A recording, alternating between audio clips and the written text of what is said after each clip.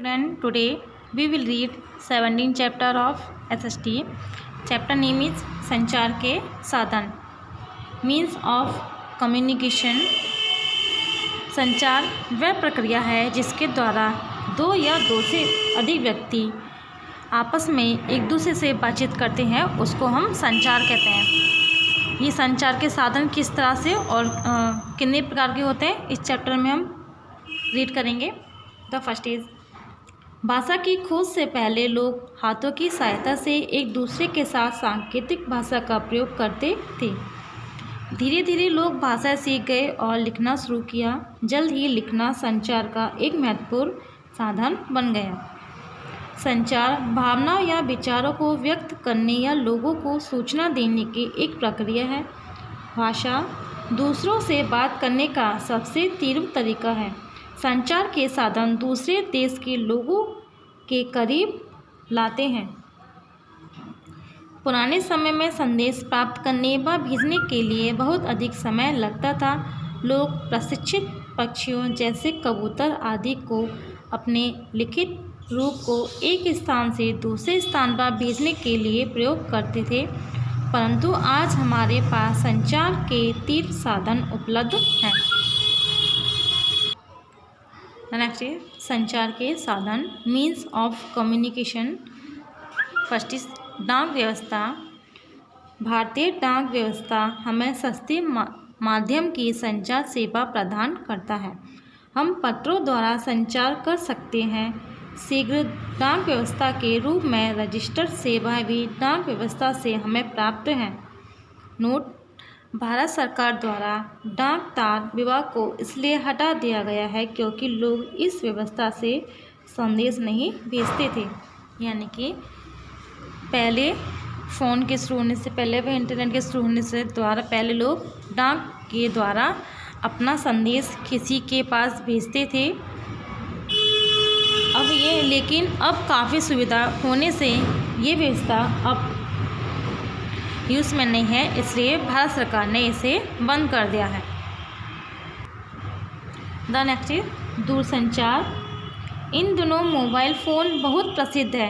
ये केवल बातें करने के लिए ही नहीं प्रयोग होते हैं, बल्कि संदेश भेजने, गणना करने, ईमेल, समाचार पढ़ने व इंटरनेट के प्रयोग के काम आते हैं. मोबाइल फ़ोन व सेलुलर फ़ोन आसानी से हाथ में रखे जाते हैं व इन्हें कहीं भी जहां हम जाते हैं ले जा सकते हैं. द नेक्स्ट इज जनसंपर्क माध्यम. यानी कि एक से अधिक लोगों से संपर्क स्थापित करना, वो हमारा जनसंपर्क माध्यम कहलाता है.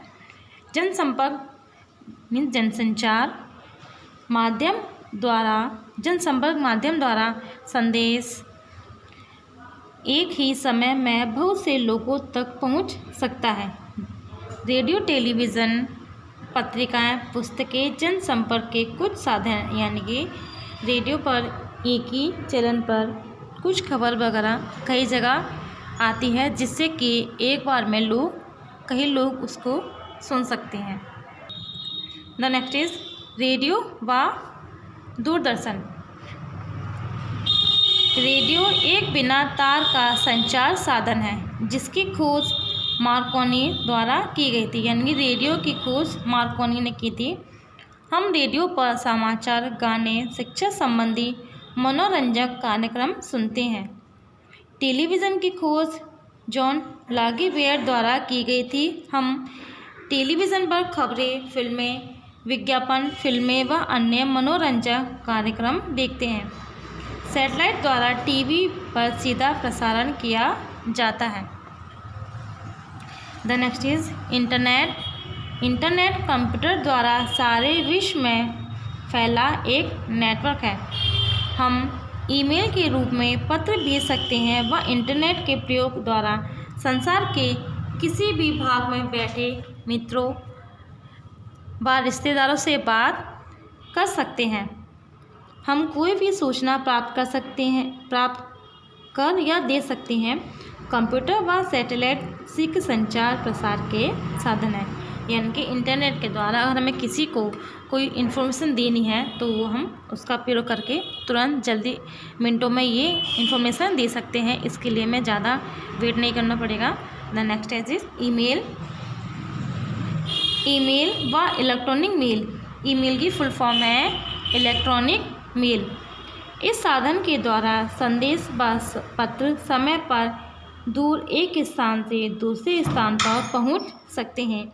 ईमेल के द्वारा हम अपने पत्र एक स्थान से दूसरे स्थान पर बहुत जल्दी पहुंचा सकते हैं।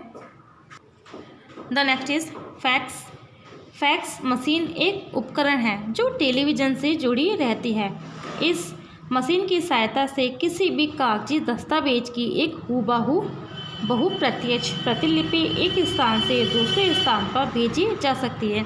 यह फैक्स मशीन देखिए, इसके द्वारा अगर हम किसी को कोई सूचना दे सकते हैं तो वो इस मशीन के द्वारा वही सूचना एक कागज़ पर प्रिंट करके निकाल सकता है। ये हम सिर्फ फैक्स मशीन के द्वारा ही कर सकते हैं। द नेक्स्ट इज कृत्रिम उपग्रह। कृत्रिम उपग्रह दूरसंचार व जनसंपर्क माध्यम में एक महत्वपूर्ण स्थान रखता है। यह उपग्रह संसार के किसी भी भाग में सीधे प्रसारण किए ध्वनियों, तस्वीरों, इन चलचित्र को प्रसारित करने के प्रयोग में लाए जाते हैं। डिश एंटीना इस प्रकार के उपग्रह सुविधाओं का एक उदाहरण है। Chapter is finished. I hope you all are understand this chapter and thank you.